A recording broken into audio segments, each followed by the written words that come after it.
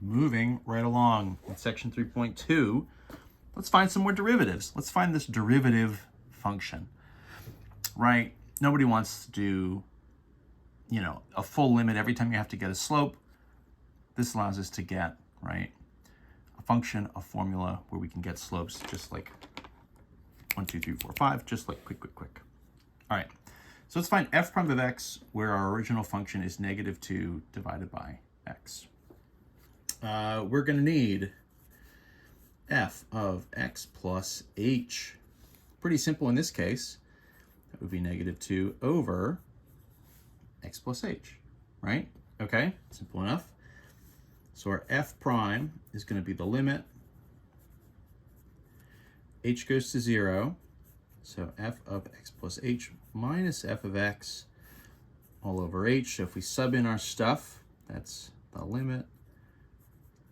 H to 0, -2 over x plus h minus the original, -2 over x. That'll be minus will be plus. That whole thing is over h. So I've created for us another one of our sort of classic limits. This is sort of a chapter 2 style limit, right? This will of course be plus. As the h goes to 0, this is -2x plus 2, -2 over x plus 2 over x is 0, and then h is 0. So what I need to do is I need common denominators for all this stuff up top. So let me write a new line. The limit, h goes to 0. So -2 over x plus h. This will essentially be plus 2 over x, right? The whole thing is over h. In my common denominator, we're essentially going to be sort of a version of a cross multiply. So I need both of this stuff over here to be times x. So x times x, and then this one will be times x plus h, again, top and bottom. So that becomes the limit h to 0. So -2x plus 2x plus 2h, right? So if I combine all this up top into one fraction,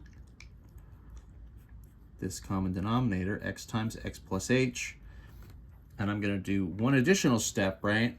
This h is really h over 1, so that'll be multiplied by 1 over h. So that's a couple different algebra steps kind of all in one, just to speed things along. We've done these in chapter 2, so hopefully this stuff is all familiar. You'll notice -2x plus 2x, those guys are gone. So this will become the limit. We're sending h to 0. You still on the screen? I'll shift it up a little bit. So what's left? 2h over x times x plus h times 1 over h. So those two h's are going to cancel. It's kind of what we wanted, right? And so this becomes a limit we can evaluate. H to 0, 2 over x times x plus h. So as this goes to 0, this comes all the way around to +2 x times x, plus 0, 2 over x times x, 2 over x squared. Something kind of like that. So it flips negative to positive, and you can kind of start to see some patterns here. X to the 1 sort of goes up to x to the 2. It's interesting. If we evaluated this, so actually find our slope of the tangent line at some coordinates, 0 won't work, right? But almost everything else will. X is -1, right? So you're saying f prime, -1, 2 over -1 squared. 2 over 1 is 2. At x equals 4, f prime of 4, 2 over 4 squared, 2 over 16, 1 over 8, right? So we can find slopes pretty fast once we have that formula. So that's the idea, right? That's our f prime of x. That's our derivative function. Let's find one more. So we did sort of a polynomial.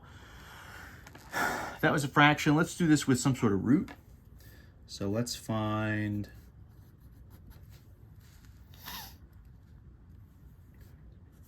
f prime of x, where f of x is the root of x plus 2. I forget. We did a root in 3, 1. Oh yeah, that was a little bit different. This one's a little simpler. That's okay. All right. So I'm going to need f of x plus h. Subs in pretty fast, right? Root of x plus h plus 2. Great. So my derivative function will be the limit h to 0, f of x plus h, aka root x plus h plus 2, minus f of x, root x plus 2, all over h. Now this is double roots, right? As h goes to 0, this goes to root x plus 2, minus root x plus 2. That goes to 0, h goes to 0. What I'm going to need to do is I'll do that same trick with the roots, but it'll be root x plus h plus 2 plus root of x plus 2. And so this should still essentially cancel my roots from the top, and then I'll sort of get them again on the bottom. Right? This is my sort of classic kind of conjugate with roots. Algebra move.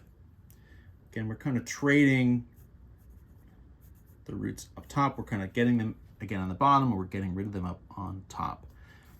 So root times root will be x plus h plus 2, right? So minus a mixture, and then plus the same mixture, sort of root times root, plus and minus, they're canceling each other out, minus x plus 2 times x plus 2, right? The root squared is going to get us just a regular x plus 2. So the x and the 2 will cancel. The bottom is going to be h times this quantity. So leave this all in parentheses. Don't try to expand this out. It won't really be helpful. Plus root x plus 2, something kind of like that. So up on top, we're going x minus x. We're going 2 minus 2. So this becomes the limit h to 0. So single h left over, and then the h on the bottom will cancel it, and then I'll have this sort of mess of roots on the bottom. So we'll cancel h for h. And so this becomes a limit we can evaluate 1 over root x plus h plus 2 plus root x plus 2. And this is kind of interesting, right? So this h goes to 0. So this becomes 1 over root x plus 2 plus another root x plus 2. So that's essentially 2 roots x plus 2 on the bottom. So we'll call this 1 over 2 times the root x plus 2. And that's our derivative function. And again, same idea, right? If we evaluated this, if we said, what about this, f prime at, let's try to pick a good number, I don't know, -1, something like that. F prime of -1, 1 over 2 times the root, -1 plus 2, 1 over 2 times root 1 would be 1 over 2, right? You can kind of sub those numbers in as much as we would like. There's one last thing in this section 3.2. I think I can just do kind of quickly here at the end. So I will do that. And this is sort of the relationship between the derivative and the original function on a graph. So the relation between f of x and f prime of x on a graph. So I'm going to do this just kind of fast and loose. The basic idea, right, is when your graph, f of x, is increasing, then your derivative, f prime of x, is going to be positive. And so the steeper it goes, the bigger the slope will be, right? The rate of change is what we're measuring. And so if your function is increasing, the rate of change is positive. And if it increases faster and faster, if the function itself is steeper and steeper, then the slopes will be bigger and bigger numbers. If we flip it, if f of x is decreasing, then that means your derivative is going to be some sort of negative value, right? It's sloping downwards. If it's changing and dropping, the rate of change is negative, so your slopes will be negative. And then if your f of x is constant, if it's just staying flat, then your derivative at those coordinates will be 0, will be horizontal, right? The slope is horizontal, slope of the tangent, and so your derivative itself will be 0. And so what happens if I just kind of do a quick little like,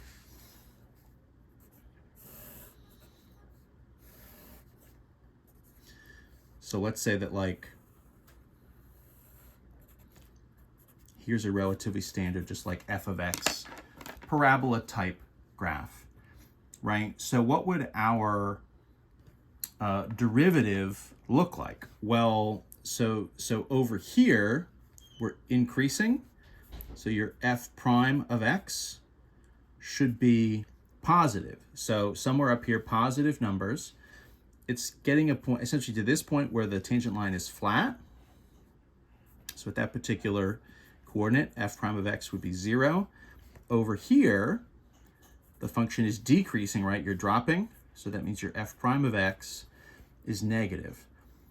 And so what you might get is some kind of version where your derivative actually ends up looking kind of like a straight line.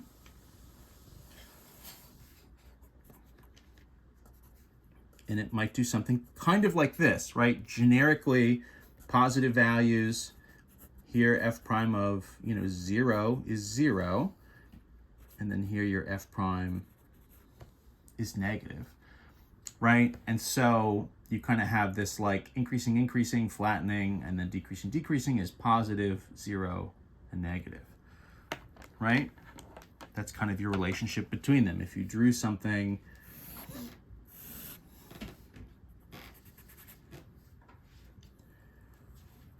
here's your f.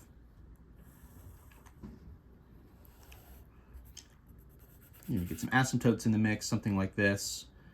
Who's to say?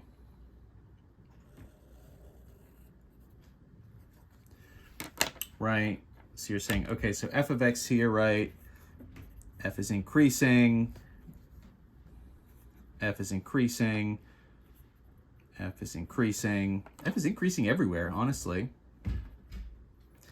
So the derivative is always going to be positive.